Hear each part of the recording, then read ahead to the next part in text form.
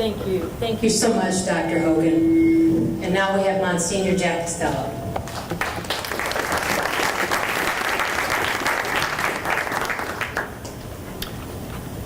Good afternoon, everyone. Good afternoon, Father Jack. That was kind of weak. Good afternoon, everyone. Good afternoon, Father Jack. Thank you, boys and girls. They say that the farther away a speaker is, where he's from, the better he or she will be. I'm about 5 miles away and 15-minute drive from here, so what does that tell you? That Little Lane doesn't have much of a budget to work with this year. So I want to talk to you practically, but also in a preaching style, because I've told Lynn a million times, I'm not a teacher, I'm not a speaker like this in normal settings, I'm a preacher. That's where I feel comfortable, in church and pulpits. So there'll be some preaching along the way here. Bear with me, all right? I want to talk to you about being restored, about restoration, about restoring relationships. The word restore in the dictionary simply means to give back, to reestablish harmony between foes, to reinstate. Have you ever restored anything? I remember when I was first assigned to Holy Cross in Baden, North St. Louis. A job of restoration is both daunting and rewarding and energizing. I became a pastor with that parish in 1988. I was 42 years old, totally unprepared for the experience. I was leaving St. Peter in Kirkwood, where I am now. I was an associate there for 5 years and moved up to the north side, now as a pastor, in a neighborhood that was changing racially. There was crime there. I was really outside my comfort zone. I would wake up in the middle of the night worried about the bulletin, worried about the roof that wasn't leaking, but it might. What happens when the boiler goes out? You know, all those things. I mean, I was so consumed with it that everything people talked to me about rallied around that, my time at Holy Cross. So I was assigned there at this neighborhood in Baden, North St. Louis. The neighborhood changing, people were afraid, crime was becoming a big issue, the future was uncertain for the neighborhood. I was 42, young, my marching orders were this: restore hope to this venerable parish and neighborhood. That's your job. Holy Cross was a parish where Monsignor Martin Balthasar Hellriegel had reigned for 44 years. Anyone know anything about him? He was a giant in the liturgical renewal in the 30s and 40s. He helped write the document for the Sacred Liturgy of Vatican II. He had the dream of what the liturgy could become in the 30s and 40s, and he met with what they call the Dirty 30. These German priests from the liturgical school that met at Holy Cross to dream what the liturgy could become. My pastor at St. Peter was one of those, Monsignor Westhoff, who was a student of Monsignor Hellriegel's. So I come to this parish of Holy Cross where Father Hellriegel had been for 44 years. And old Jack arrives, totally unprepared for what was ahead. So here I arrive on that day in 1988. And one of the first things that we did when we got together with a few of the people was to restore an old fountain next to the statue of St. Francis of Assisi. We had Franciscan sisters there. It was directly in front of the rectory, right on the top of a small hill, surrounded by beautiful little leaf linden trees that Monsignor Hellriegel brought back little saplings from Germany and planted them there. And now they were huge trees. And there was this fountain there. They hadn't worked in years. It was overgrown with weeds. The lights didn't work. The statue was chipped. And so people kind of was a rallying cry around the fountain. Let's fix the fountain. So we got some parishioners together, tore the weeds out, fixed the stonework around the fountain, got a new pump for the fountain, planted some flowers there, put new lighting in, and trimmed the trees. And we made a really big deal about turning on the fountain and the lights. And when the overall task of restoring was done, it was an amazing thing what it did to the people. Restoring the whole community was yet to come, down the road. But we had begun the journey with that fountain. See, with all this in VBRD, it doesn't take a lot of stuff. It takes little things that become big things. Like Lynn likes to say, it takes those natural things and supernatural things can fall from them. As simple as a smile. So here we took this fountain to restore the community, to begin the journey. I can't tell you what that little project did, become a new sign of life, restored some brokenness, some faith in the future, and their need for each other to work together. Black and white. New people, old people, together in that community. The Little Fountain Project brought hope to that changing community. The restoration gave something back. That's what the definition of restoring is. Give something back that was once there. To renew them with a sense of themselves. And it gave them the virtue of hope. There might be a future for Baden. There might be a future for this Holy Cross. Look, if they're assigning a young guy, he's not going to die soon, I hope. And the fountain became a sign of new life for this parish. Of course, we know there's wonderful rootedness in restoration. Dr. Hogan talked about that in Scripture. The Old Testament, filled with stories of restoring Israel back to their relationship with God. The whole Old Testament, fidelity of the covenant, infidelity of the covenant, fidelity of the covenant, God always remaining there. I'm still here with you broken people and to restore you once again to life. And there it would work for a while. And then that brokenness came in that you referred to. That sin, it came back again. And the Lord goes, "Hey, vey," because he was Jewish. And he had to restore them all again. It's a whole history of restoration, back and forth, back and forth. Restoring the temple itself, defiled by the foreigners, the Assyrians, the Babylonians.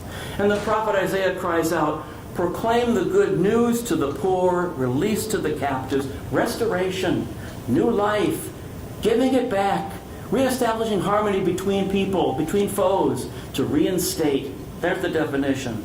In the New Testament, the whole Sermon on the Mount and the Beatitudes. Blessed are the poor, they will be restored. Blessed are those who mourn, they will be restored. Blessed are those who are merciful, they will be restored to complete new life. Blessed are those who need the presence of God, and they will be restored to fullness of life. How about Matthew 25, one of my favorite ones, about the last judgment, and the questions that will be asked at that last judgment time and the criterion for entrance into the kingdom of God. It's living the corporal works of mercy. I was hungry, and you gave me something to eat. I was thirsty, and you gave me something to drink. I was a stranger, and you welcomed me. I was sick and in prison, and you came to see me, and I was restored to new life.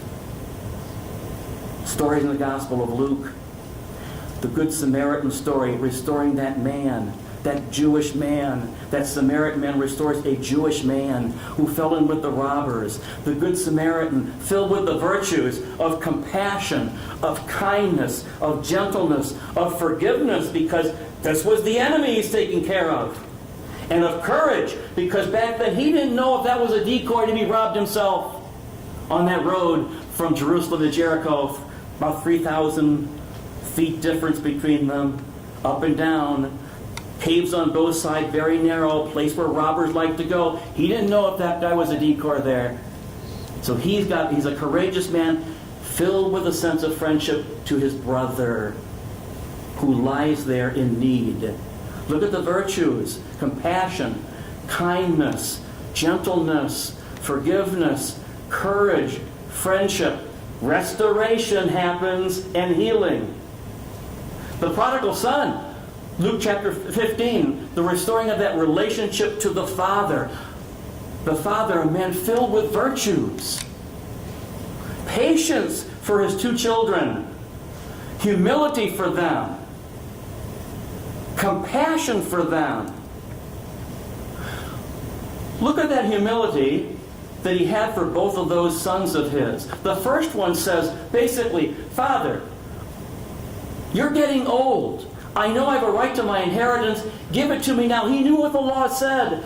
He was very disrespectful to his father in the patriarchal system. And the father lets him go. The older son, the so-called righteous one, working in the land all the time, sees the party going on when the young son comes back, who's irresponsible, and his nose is out of joint. What does he do? He won't go into the house. He makes the father, patriarchal system, come out across the threshold to him. And the father, with a sense of humility about him, comes across the threshold to greet his son, to restore him to wholeness again. So the prodigal son is filled with patience, humility, and compassion, restoration. And how about the story of Zacchaeus, the tax collector from Jericho, and the restoration of that relationship with the community whom he had cheated? He said, if I've defrauded them in any way, I know I have, I will pay them back fourfold. Zacchaeus, having suffered with Jesus, calls upon the virtues of humility and compassion. He felt something with those whom he had cheated. And compassion means I feel it, and then I have to do something about it. That's compassion. And he has a sense of justice. I will give it back more than the Jewish law requires. I will give it back fourfold to you. So Zacchaeus, in Luke's gospel, the tax collector, seeks wholeness and being restored to the community and to his people. Restoration, reestablishing harmony with the community is what VBRD is all about. So review. What is VBRD? Well, Lynn wants me to tell you. It's a systematic model for Christ-like relationships built on holy habits of virtue that shape acceptable norms for behavior with specific actions to support these norms in keeping with God-given reverence and dignity with each human person. VBRD is not a program. It's not a system of rules and regulations. It's a way of living. It's a way of life. Why? Because it's based on our relationship with a person, Jesus Christ. Not a doctrine, not a statute, not a thing, not an object, but a real life person. It's all about relationships. It's a way of living from the heart. And the twofold purpose of VBRD is to increase faith practices and to decrease bullying, behavior, disruptive conflicts. What are the guiding principles of VBRD? We dedicate ourselves to living virtue. We will support others in living those virtues. We will commit to constructive thoughts, words, and deeds. When faced with challenges or conflicts, we will find solutions that cultivate virtue for ourselves and others. And here's one I like to put in, because I like the mantra. We will always honor the absent among us. That's the mantra. It's my favorite mantra, and one that challenges me the most. Always honor the absent among you. Because what kills communities more than gossip? Nothing kills it more than that. If you can remember that mantra, honoring the absent among you in your life. I tell this to people who come into confession and say, well, I'm talking about people I gossip. Remember this mantra. Honor the absent among you. It's a virtue-based thing. Our number one goal with VBRD is that we will become students of virtue and use them as tools for right way of living. Matthew Kelly, the author and evangelist, his constant mantra, be the best version of yourself. Virtues help us become the best version of ourselves. To tend towards the good, to pursue the good and choose it in concrete actions in our own lives. The theological virtues of faith, of hope and love, foundations of Christian morality. The cardinal virtues, which mean hinge virtues, that's what the word cardinal means, are tools to help us face human struggles, but we need grace to do it. We need God's grace to do this. Prudence, justice, temperance, fortitude. Virtue always works for the good of self and the good of others. Tools for right way of living. The scriptural basis, of course, for VBRD. You have it there. Colossians 3, 12 to 15. Put on then, as God's chosen ones, holy and beloved, heartfelt compassion, kindness, humility, gentleness, patience, bearing with one another, and forgiving one another. If one has a grievance against another, as the Lord has forgiven you, so you must do. And over all these put on love. That is the bond of perfection. And let the peace of Christ control your hearts, the peace into which you were also called into one body. And be thankful. When I was in high school, we had conduct cards, demerit cards. If you got 5 of them, you got jug. And jug in the Jesuit tradition was judge justice under God, which it really wasn't. It was under the Dean of Discipline. It was not VBRD. Having grown up with that model, though, the punitive, authoritative model, I'm constantly working on the VBRD model. I'm 71. Got a lot to learn. I'm not there at all times. Talked to my principal over there, John, at St. Peter's School. Every once in a while, I get on my high horse. I've been a pastor for 30 years. It's hard to get out of that habit.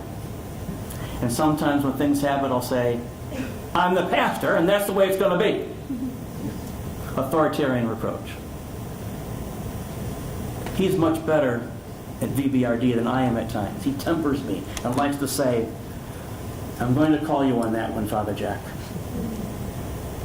VBRD is worth striving after a way of life. Something from the heart.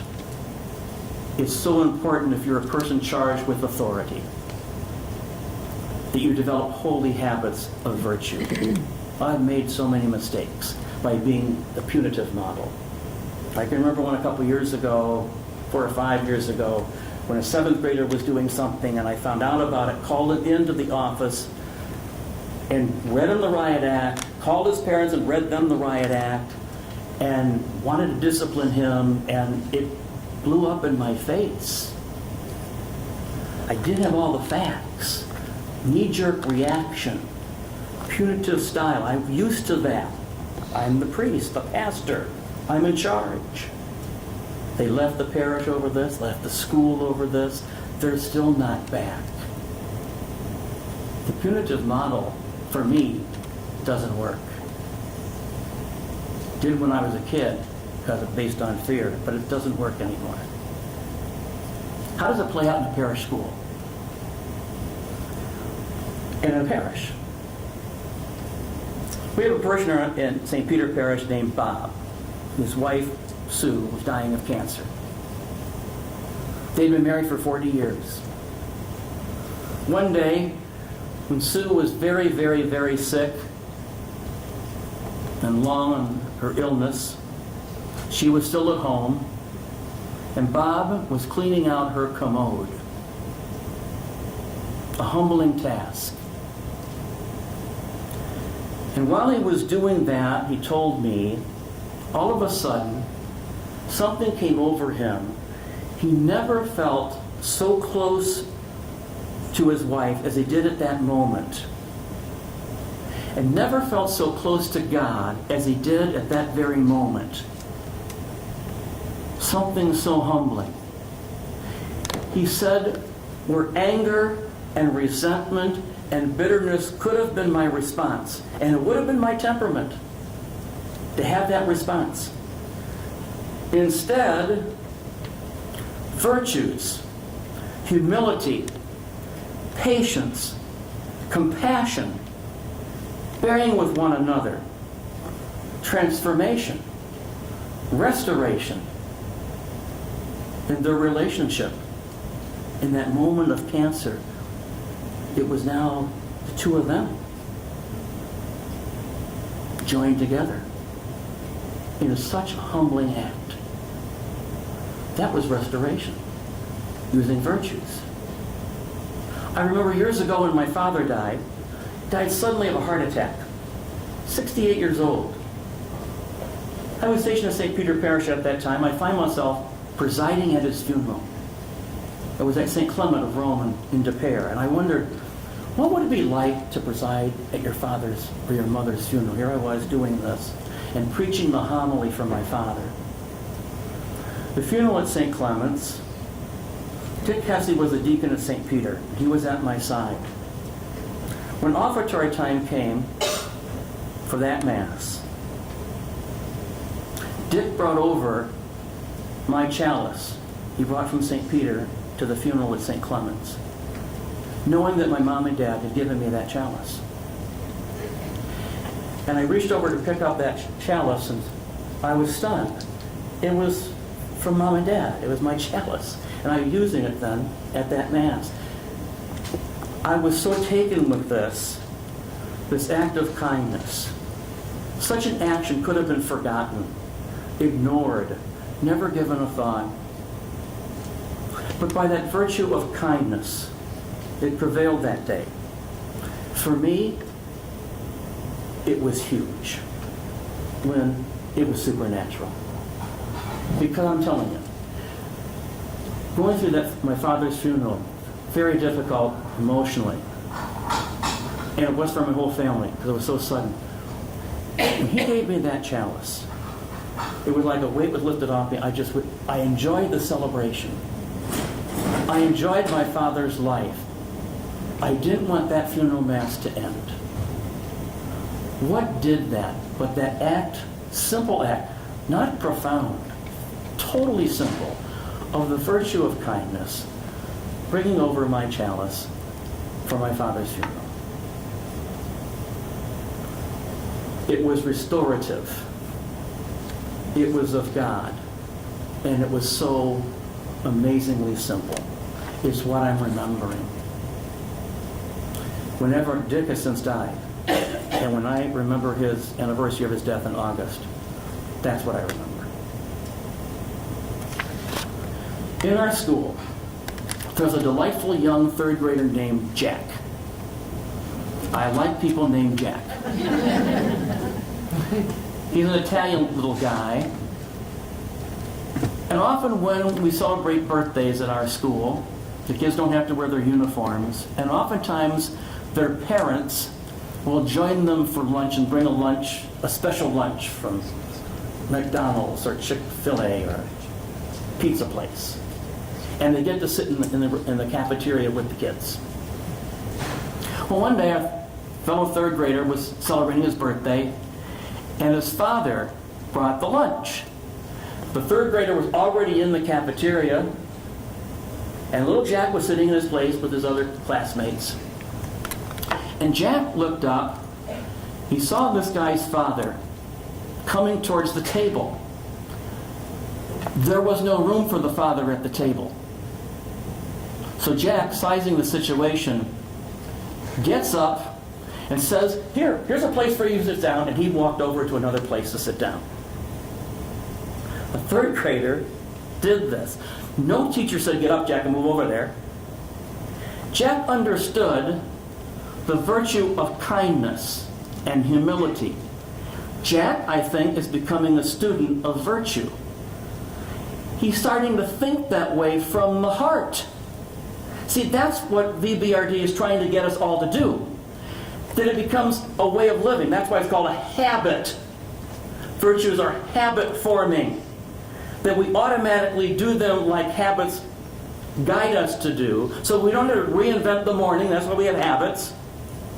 So we can do right way of living. Jack, I think, a third grader is developing a sense of kindness and considerateness. He is becoming a student of virtue. Right way of thinking from the heart. It's a way of life, a way of living. No one told him to do it. It was an automatic response. That's what we're talking about. Or how about this one? We have a first grader at St. Peter named Molly Devaney. She in your class? Molly's going to have a birthday party, inviting her classmates to the party. When they're ready to send out the invitations, Molly told her mom and dad, ask my classmates not to bring a present to me, but rather bring a present for some kids who don't have anything, and we'll give it to them. And that's what happened. See, I think Molly, first grader, remembered our virtue, which was compassion, this year. Thinking with another person, feeling with another person with an idea, I'm going to do something about it. I like to think that virtues were getting under her skin, and she was beginning to think virtuously, even though she's in first grade. Developing a sense of something from the heart. See how it can work? You can probably think, can it ever work in our school? Can little kids even understand what we're talking about? I believe they can. With enough emphasis, with us modeling it for them, it can happen. VBRD. Your first handout there has the Colossians chapter 3 in it. I want you to go in 2s and 3s and discuss the virtue you need to cultivate today that's in Colossians. We'll take about 5 minutes.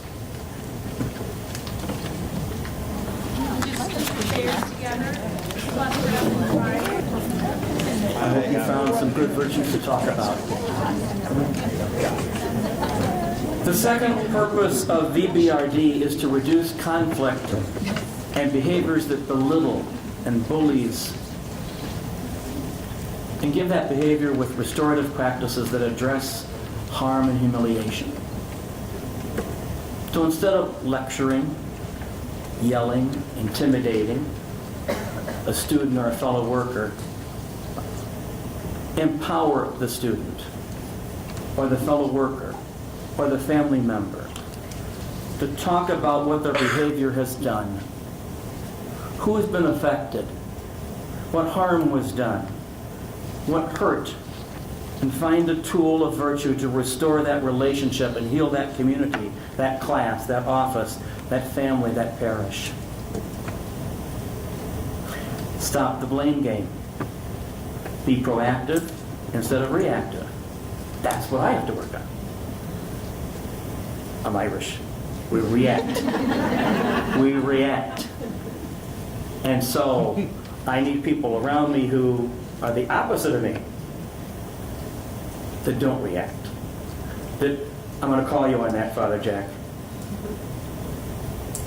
You need someone like that around you. If you're a reactive person, am I the only one in the room that's that way? I hope not. So you need proactive.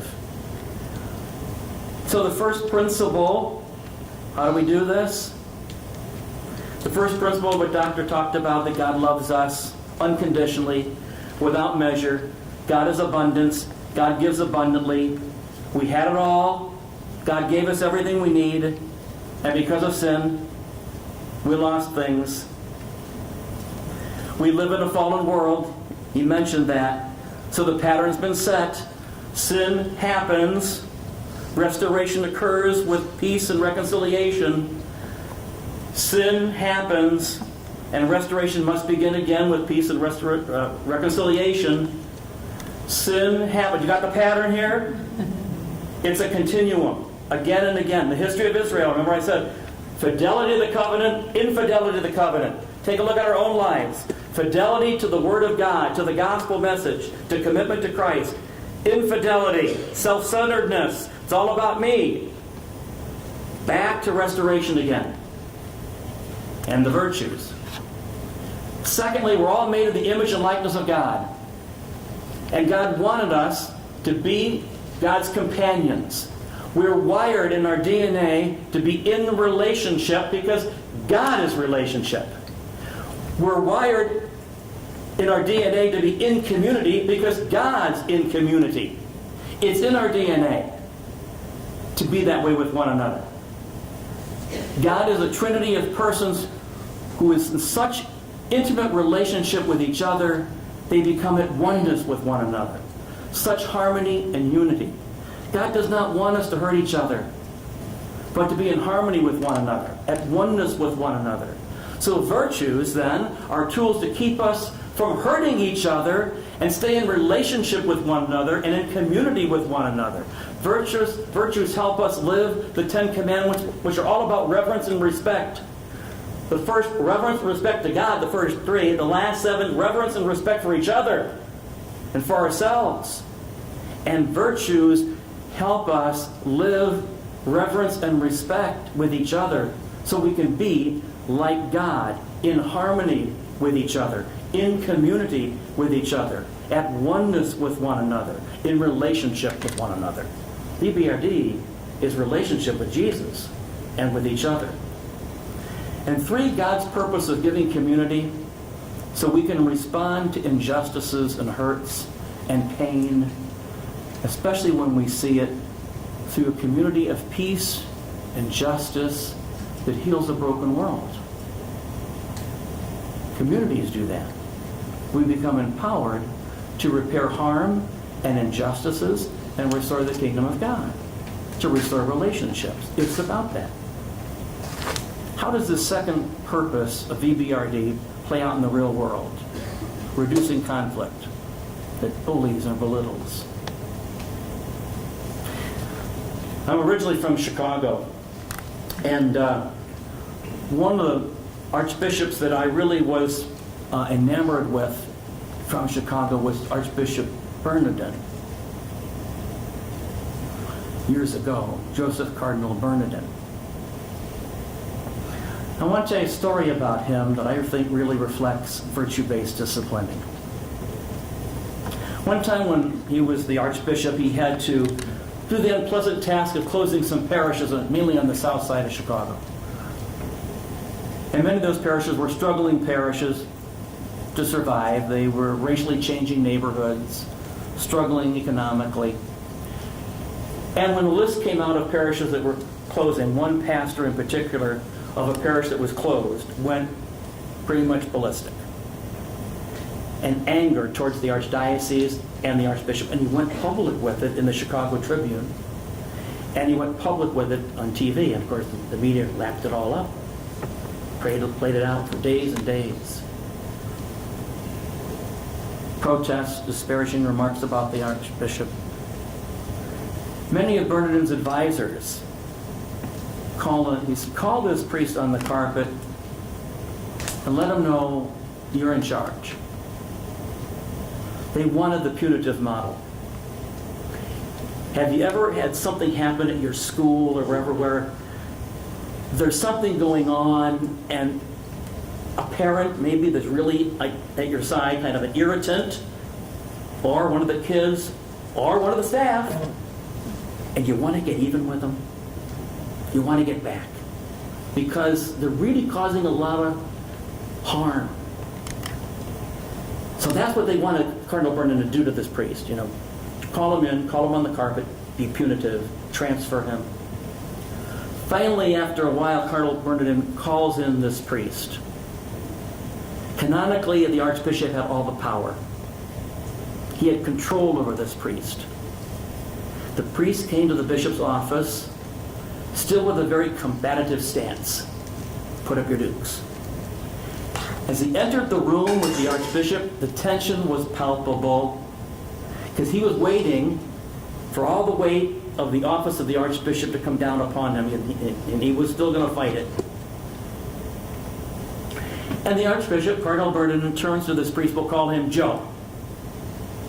He says, Joe, what can I do to earn your faith and trust in me as your archbishop?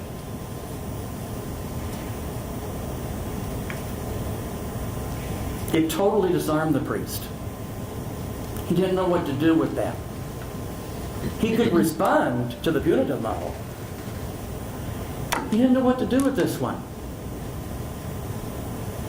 So they began to dialogue and talk. And his reactive nature, this priest, started listening. And the two of them sat there and talked about the priesthood, about the archdiocese, about what's happening in their lives. And restoration happened. You see that? Between the two of them and the archdiocese. Just by a simple, Joe, what can I do to earn your faith and trust in me as your archbishop? What virtues was he using? Humility. Compassion for this priest. What a difference. He did the same thing, Cardinal Bernardin, with the young man who accused him of sexual abusing him. Remember that one too? And then later on the man admitted that it was a lie. And so what did the Cardinal do? He gets them together and they celebrated Mass together in the office there. What virtues was the Archbishop using with that man? Plenty. Forgiveness. Patience. Humility. Kindness. Compassion. What a difference. Because boy, did he ever have a reason to be the opposite. But it doesn't work. The opposite doesn't work. It's not the Jesus way. You know, I tried that model myself one time, a couple years ago. There was an irate mom who took her 7th grader out of our school because she felt he was being bullied, ignored. She didn't feel that I did enough, me, if I had known them, to help her child. He was going to become an 8th grader. So she was so upset at the school and me. She wrote me a very nasty email, I remember it. And of course my reactive sense at first was, luckily, BBRD. I mulled over it. She took that boy out of school and she left the parish. That's what the note said, the email. And it happened, you know when it happens? At the very end of the school year. You know, you always wait for that shoe to fall. You think, are we going to get through the whole year? And it fell. And I remember making an appointment. I felt so bad about it. I wanted to make an appointment to see them. And I did. I made an appointment to see them on a Sunday afternoon after Mass. I felt her comments were kind of over the top and unfair. I was defensive at first, just in my own thinking. But then I remember Cardinal Bernardin. I went over to their house. I rang the bell. The reception from both kids weren't there. The reception was cool. Not neat cool. Frozen cool. I stayed there. They invited me in, but not to sit down. No beverage. I stayed there 9 minutes. I timed it when I got out. Strained conversation. I began by saying, Bernardin style, what can I do to restore your faith and trust in me as your pastor? I just copied him. Same reaction. They didn't know what to respond to that one. You never do. Because you're not prepared for that. You're prepared for the fight. The defensiveness. You know? My first reaction was to do that. Let's talk this out. No, let's fight it out. But Bernardin, what can I do to restore your faith and trust in me as your pastor, your priest? After an awkward silence, she says, I don't know. My final words to them that day, If ever you would like to return to St. Peter and to our school, I want you to know that you will be welcomed back with open arms. I left there 9 minutes after I arrived. I drove home feeling terrible, down. What a way to begin the summer. The following Holy Week, 10 months later, on Holy Thursday of all days, what a great day that is. I'm presiding at Holy Thursday Mass and loving it because that's the greatest day. I love that Mass, don't you? Yes. Wonderful Mass. So, I look in the back there. There's the family sitting in church.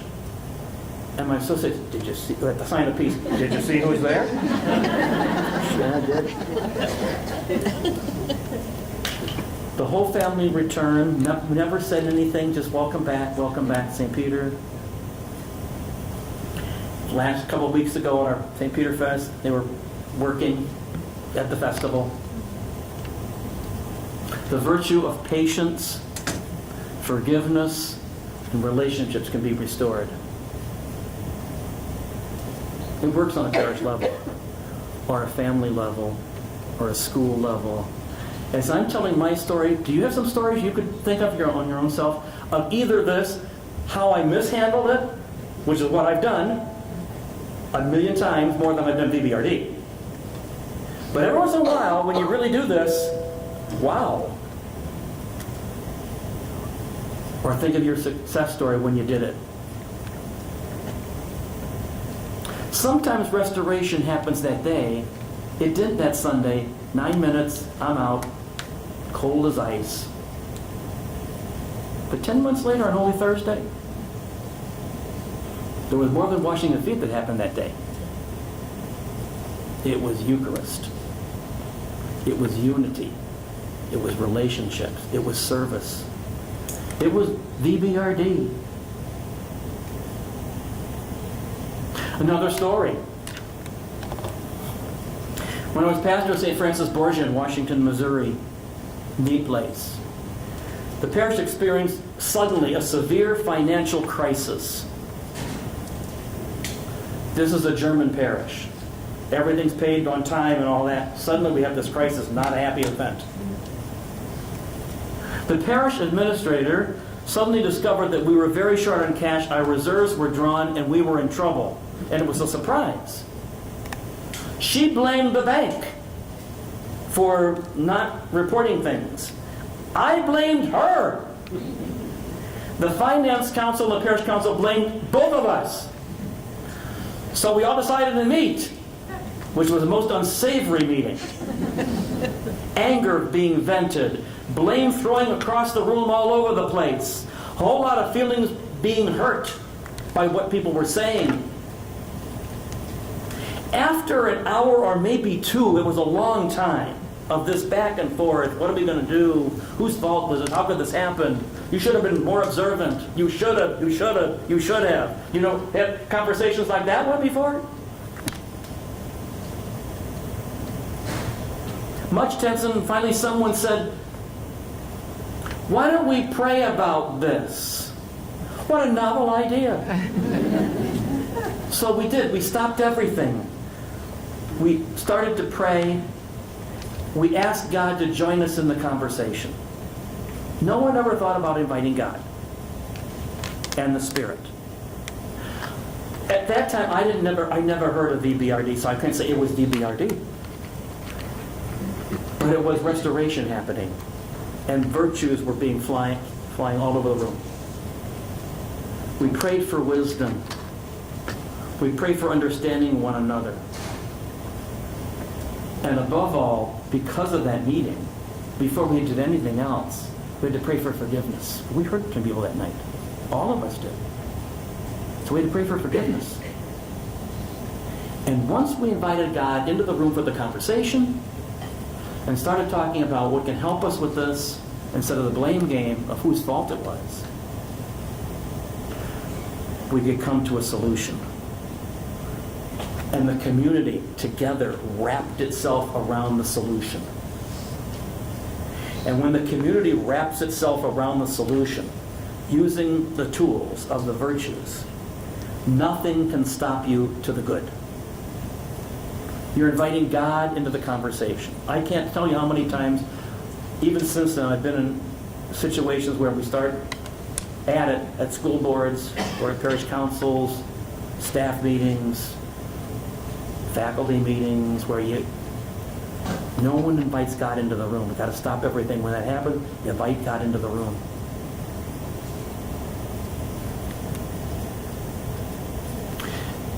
See, what is this but a restorative approach? And that's why, Lynn, if you could pass out that next one, this Brayways social discipline window with that handout.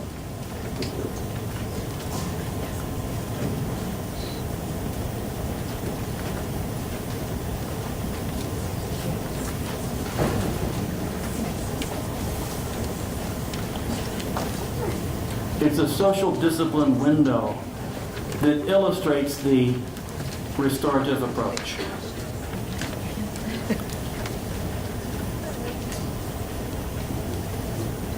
What you're getting now is a diagram for it. It's premised on the belief that humans are more productive and more likely to make positive changes in their behavior when those in positions of authority do things with them, rather than to them or for them. Take a look at it. Look at the upper left, that punitive model. I was formed in that. I can easily go back to it if I don't watch myself carefully. The punitive or authoritarian model is the to approach, and the permissivist and paternalistic approach is the for approach. These two approaches are the least effective for people to make positive changes in their behavior. What does restoration do? It's the with approach. It's the most effective.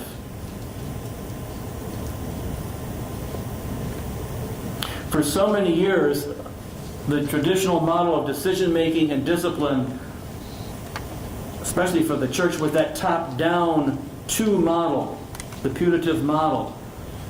Like I said, I was raised with that. When I was in high school, Father Weber was the Dean of Discipline. Never once asked when discipline me at a jug, Jack, what can I do to earn your faith and trust in me as your Dean of Discipline? He never asked me that question. Not once did he ever ask me that question. I'm going to tell you a story about Father Weber, who was the Dean of Discipline. He taught math. I did not like math. He taught geometry. I really did not like that one. So, we're in geometry class, sophomore year in high school. And the bell rang to end that class. We were going to go to Mass right afterwards. You had 5 minutes to get to Mass. Got the picture? Bell rang. He's still talking about a theory of some theorem. I could care less. We had now 3 minutes to get to class.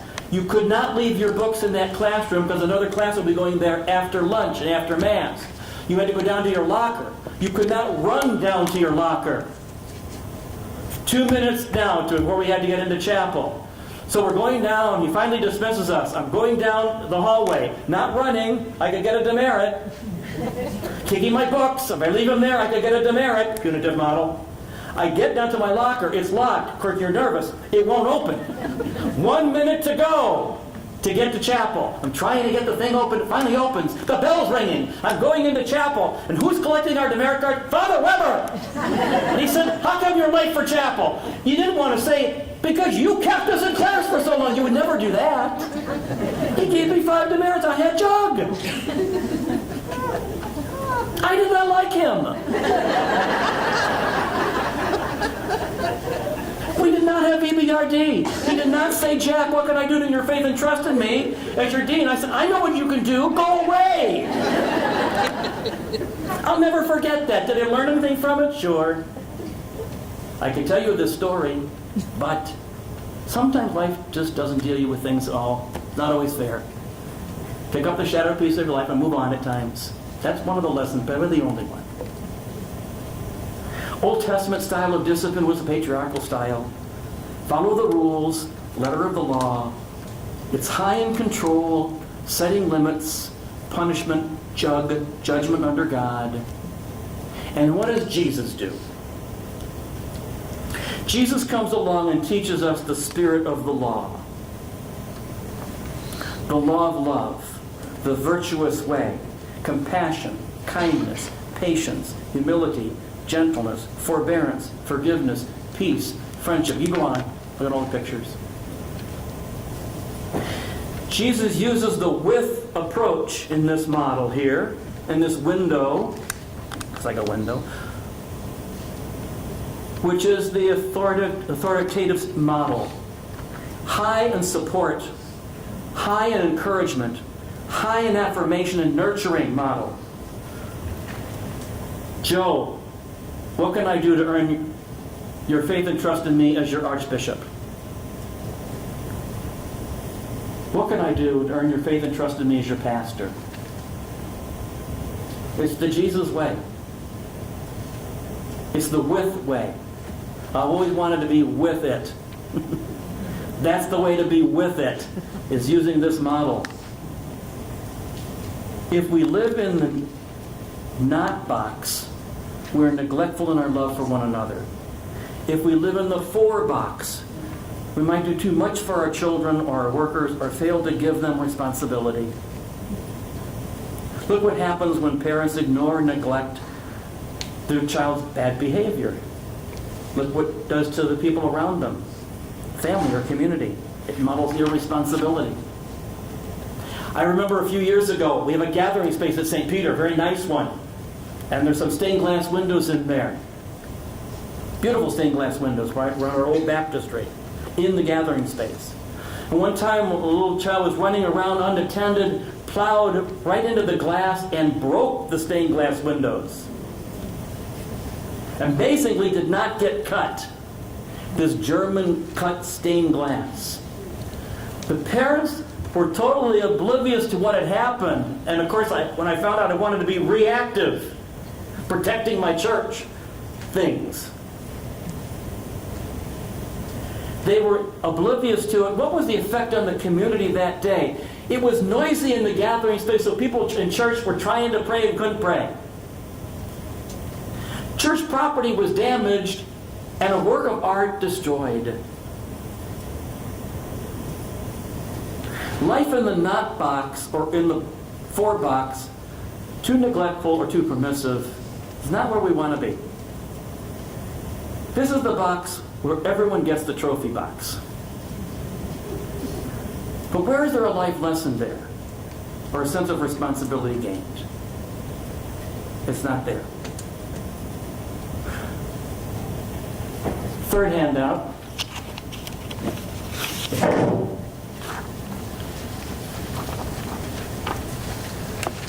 One says, knowing what you know about the social discipline window, how does it impact that one?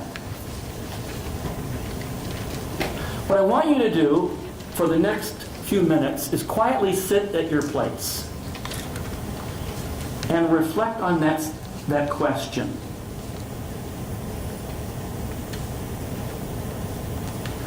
And the second question, share an example where you have employed the with, restorative, or authoritative approach. Or maybe you've used the punitive to approach. And how did that work for you? So let's have some quiet time.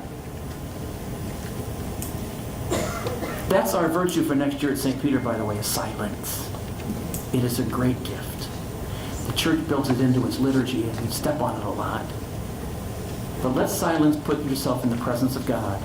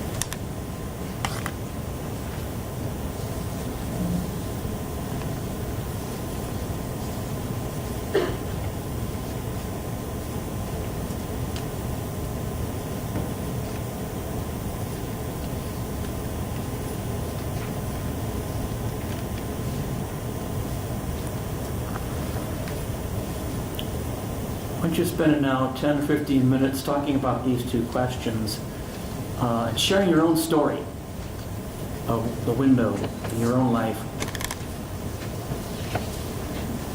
Do you think it would be more comfortable to stand and visit with the Twos and threes.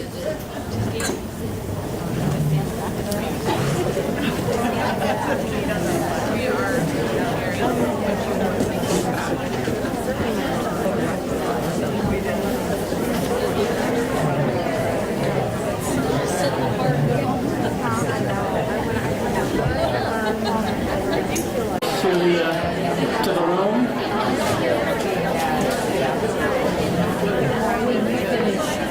Beth is going to talk for a minute, and then she's going to ask you to bless everybody. It's funny because as I was thinking about that today, I can see that being difficult for our staff to do. Not so hard for our teachers to do in their classroom, which is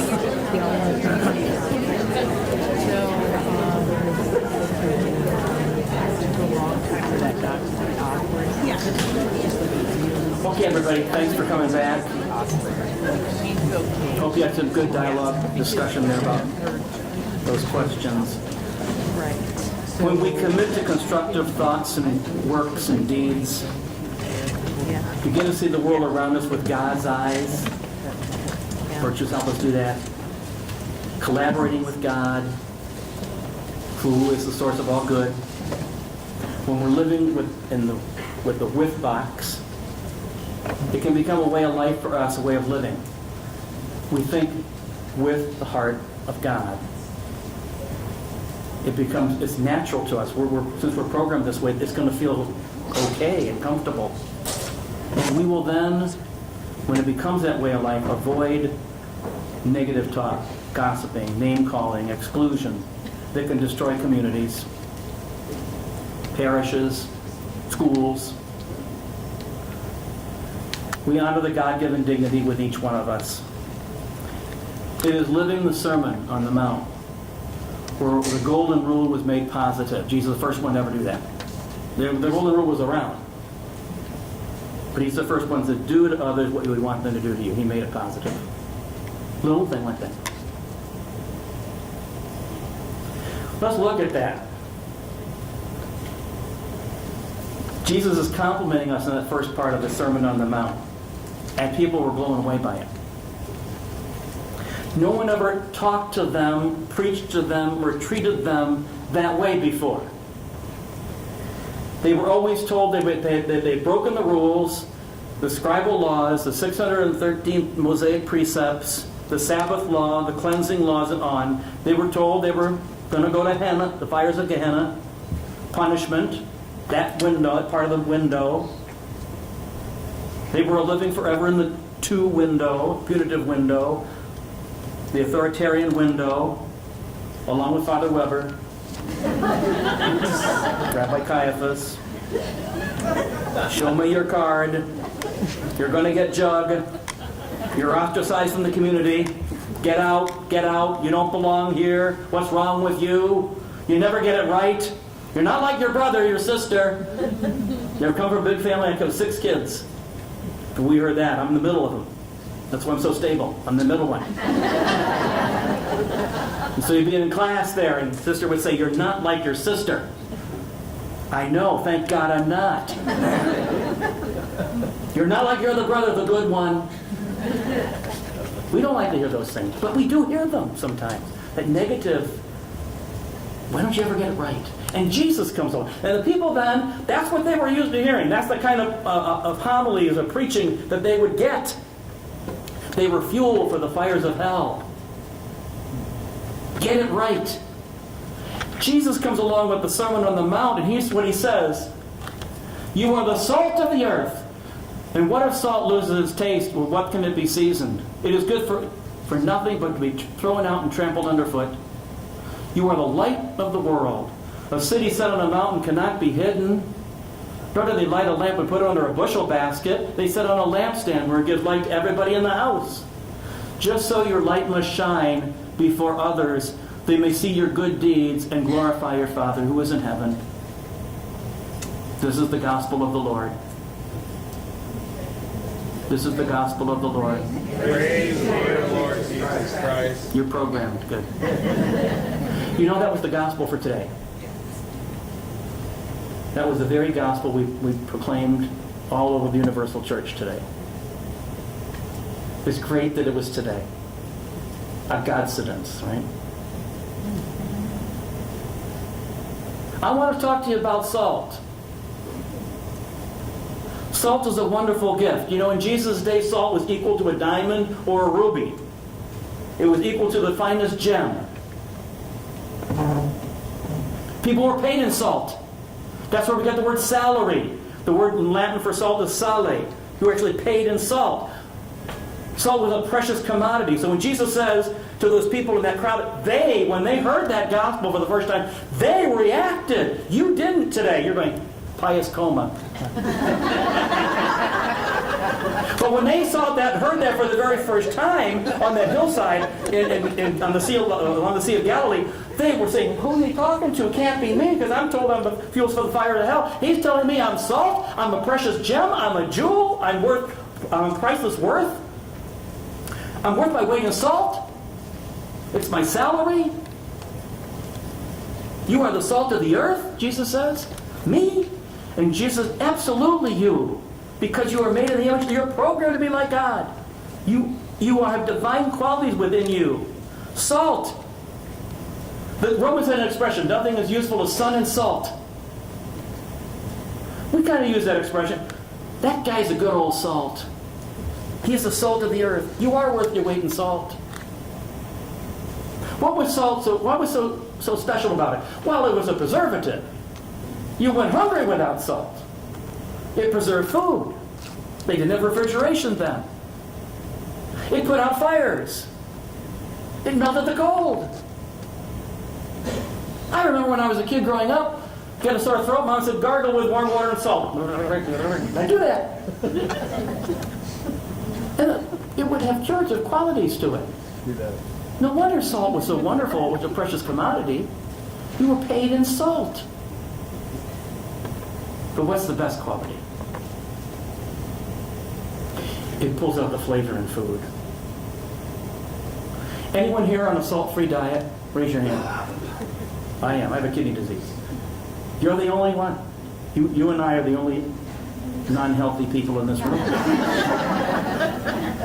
I remember when I was first diagnosed with that disease, my kidney disease, the doctor, when I first got it, he said, you cannot for a while, not until we really figure it all out, you can't have any salt at all. You're kidding me. I said, no salt.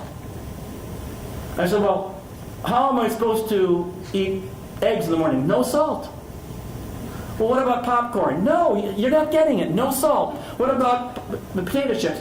No salt. He said, they actually sell in stores no salt popcorn and no salt potato chips. Did you know that? They do. So I was in Washington, Missouri, and there was a grocery store called Drogies there. I said, all right. So I go down to the store, and I get salt-free potato chips and popcorn. I ate it. It's like eating cotton.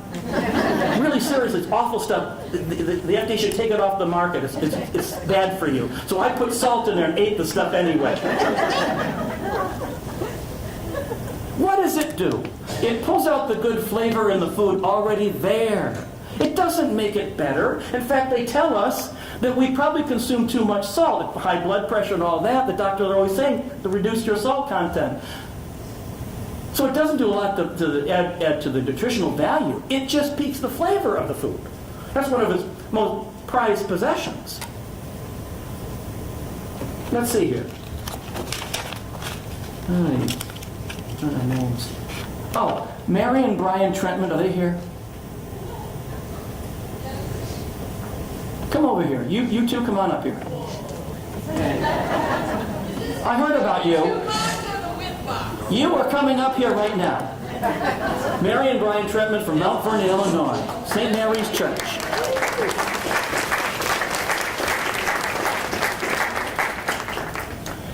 Lynn, where is that microphone you got there?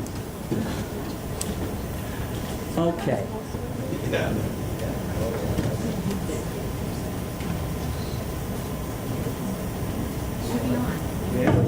is. Okay. Come on over here. So, Mary, Yes. obviously, and Brian. Yes. How long have you two been married? 31 years. Really? Okay. Tell me something. What is it that you, when you first met each other, what did you meet? When? Where? Where? Carbondale. Carbondale. Oh Yes. my gosh, really? Yes. I've been there. It's one of the most romantic places in all the world. Lovely place Carbondale is. Okay. And where is it you met at Carbondale? I was rooming with her brother. You were. Yes. And how did you meet them? We were friends. That's really how it started. No place in particular that you met? Well, my apartment, I was living with her brother. Oh! Okay, so you met at the apartment. Yes. Oh. Well. Okay. So what is it? You finally met each other and you started going out with each other. Isn't that true? Yeah. And then, when you think of the conversation you first had when you first were meeting each other, what was that like? You're laughing. Yes. You don't want to share that with us, no? Do you? It was kind of stilted and strange, wasn't it? Yes, Okay. very much so. You remember that? Then, as you got to know each other better, what happened? Your relationship got deeper. You started talking about deeper things. And then finally, you asked Mary to marry you, didn't you? Yes. How long were you married in your relationship when you asked her that? About 6 months. Yeah. I didn't ask you, I asked him. I want to see if you really knew it, okay? Yeah. 6 months, okay. See, what happened then is you were totally wrapping yourselves each other in your love for one another on your heart. See, it started here, your relationship, and then suddenly it went down to here. And that's what makes that love that you have so different and unique. See, there's 4 different words in the Greek languages of Scripture about love. We only have the one in English. I love my mother, I love this building. There better be a difference between the two. But we don't know it. I may love this building more than her. But the Greek language, way more specific. There's, of course, agape, right? Which means benevolent goodwill. That's the love we have, Christian love. Even the love when Jesus will love your enemies. Isn't he talking about agape love, benevolent goodwill? Then he's talking about filial love, brotherly love. That's the love that's only in the heart. You have many children? Yes, 3 children. Oh, heart love. No one has to remind you to love them today, right? No. They might have to remind you, like them. I love them. You love them. Isn't that true? Oh. But see, and that's not the way with you. Yours is storge love, which is different. That's a love that starts here and goes down to here. And it needs a lot of care and feeding. It really does. It's such a beautiful love. It's so fragile. It's like fine Irish crystal. You would never say, oh, that's a lovely vase you have. Hey, you want to see it? Here, throw it. You would never do that. Because it might break. It's so fragile. Your love can break easily. It's so fragile and so beautiful, like that Irish crystal. You have to treat with reverence and respect. So I sense that you two remain married for how many? 31 years? Carbondale. Because you use virtues in your marriage. And I bet you, what was it, Mary, about Brian? That was that quality that you finally saw? Besides his incredible good looks, of course. But what was this about him that was the things that, I think, here's what the Irish did. I'm Irish, my family was from there. They never would be as bold as you were, as somebody there. No. You know what they say in Ireland? How would you like to be buried with my people? I sound awful, I know. But that's how they say it. How would you like to be buried with my people? It's beautiful when you think about it. It means, when we die, I still want to be next to you. I still want to be by you. I am so in love with you that death will not even separate us. I want to be with you. I want you next to me. Isn't that beautiful? Yeah, that's an aside. So, Mary, back to you. Yeah. What was it, this quality, this gift, what was it about him, inside him, that really sold you? His loyalty and sense of humor. Those are great gifts. Oh, Loyalty and sense of humor. Now it's your turn. It's her body. No. Turn off that camera right now. Turn off the camera. She's going to be arrested for having our group here. All right? Okay.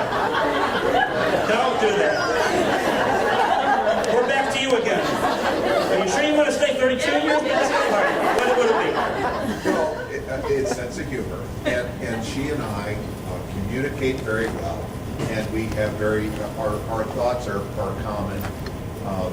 We have disagreements, but we can work them out. I understand there may be something that we disagree on, but I understand where she's coming from. A sense of understanding in each other. Absolutely. You see, you have been salt to each other.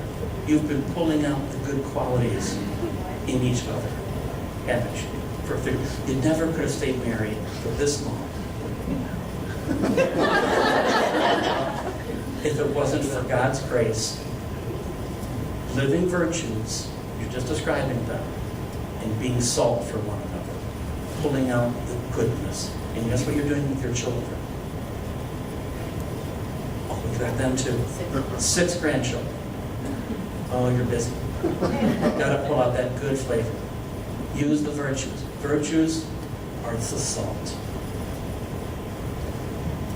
Virtues are the salt to flavor God's world with goodness and pull out the goodness in us. Because we're so used, you'd be surprised how many people are used to hearing, well, you're never going to amount to anything.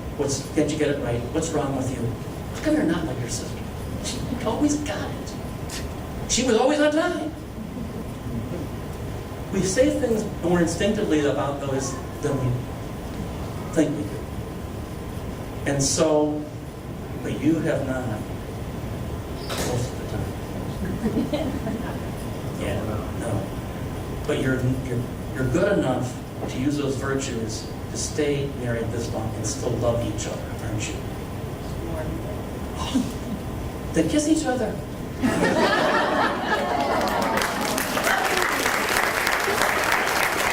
Turn the camera back on. They like that. Thank you. That was great. Oh, wait a second. Hold everything. Now you get the award. You're the Salt Shaker of the Year, you two. Thank you. It's for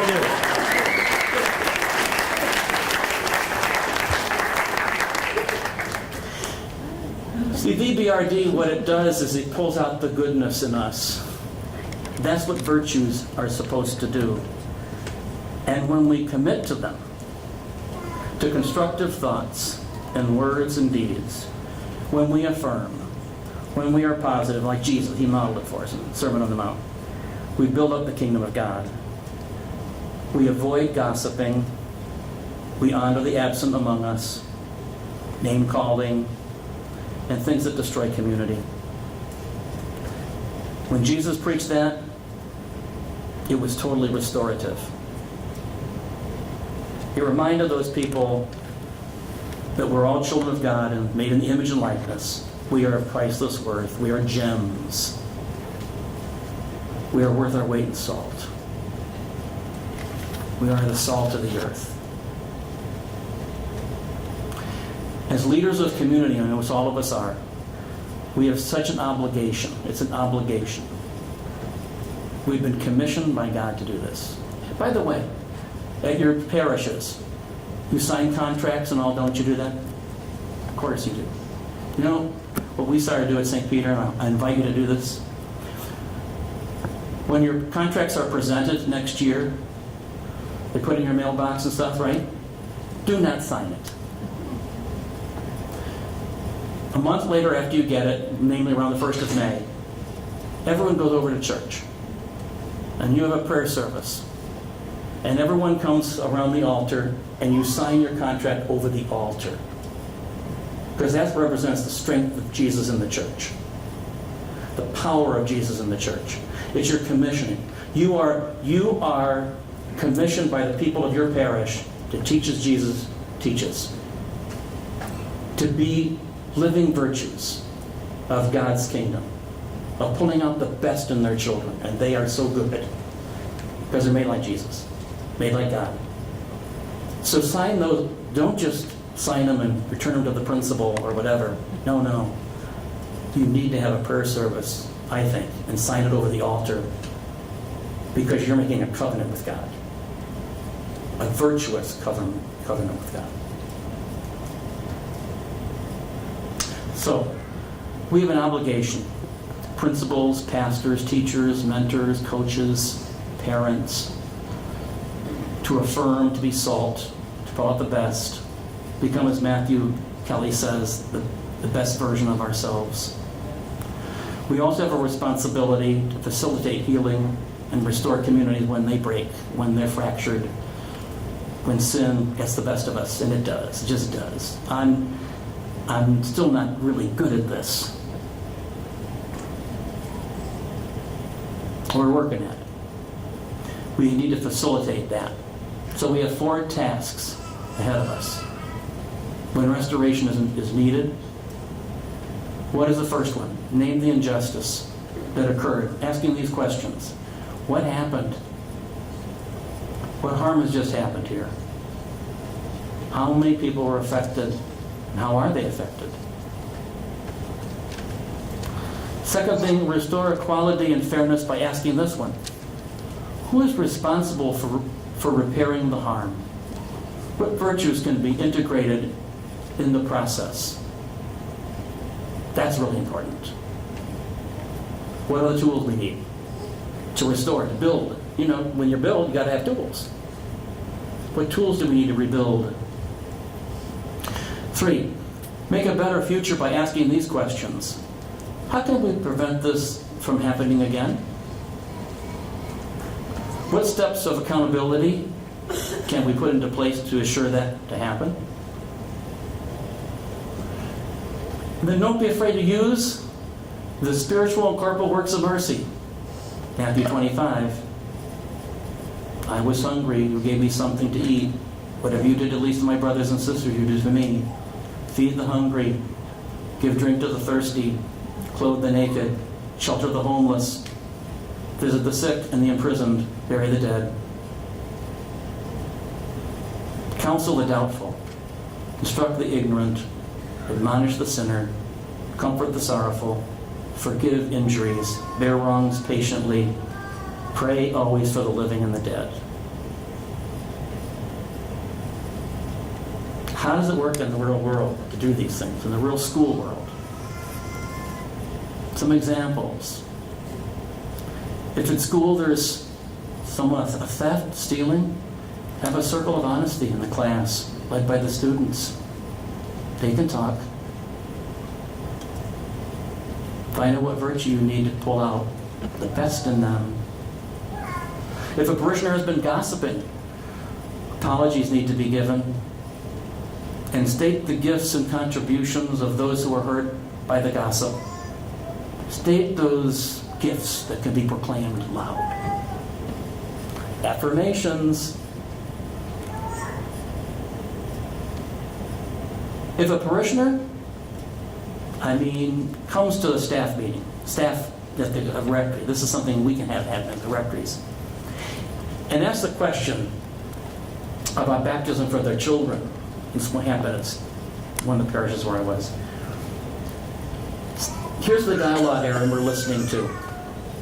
Are you registered here? No, well, where do you live? No, I don't think you're in our boundaries. Did you attend the parent confirmation baptism class? It's required for the first child.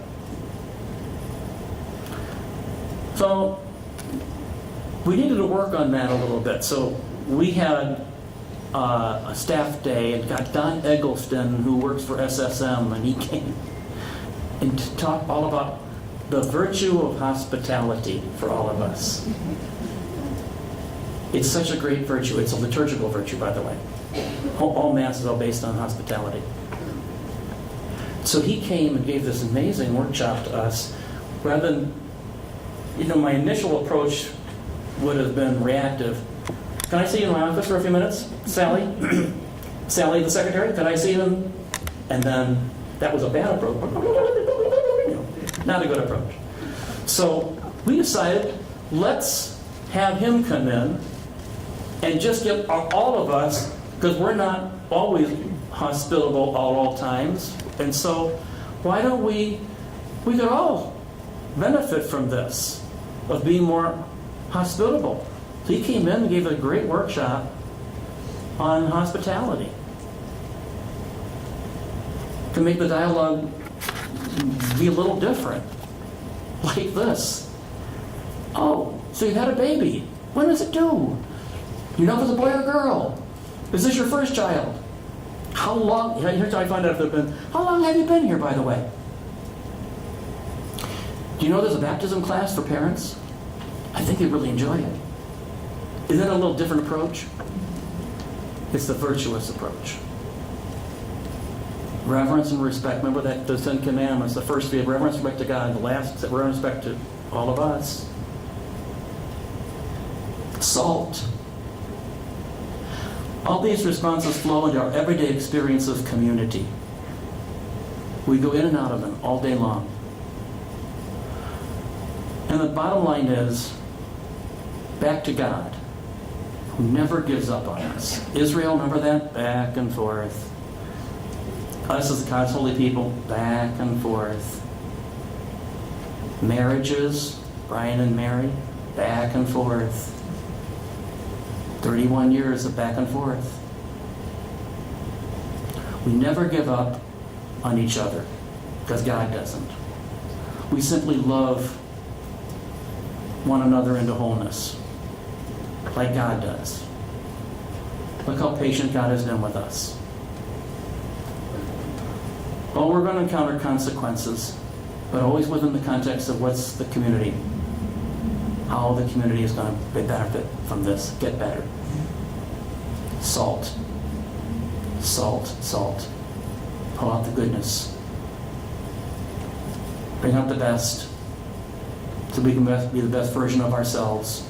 Build holy habits of virtue. Let it become a way of life and living. Part of our DNA. Become students of virtue.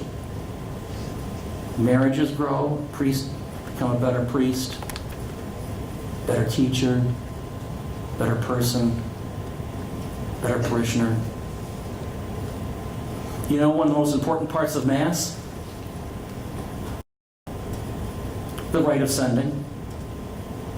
I remember when I would grow up in the Latin Mass, the last thing I remember hearing the priest say, and I grew up in Christ the King, Chicago, was ite missa est, which in my St. Joseph's Missal was translated, the Mass is ended, go in peace.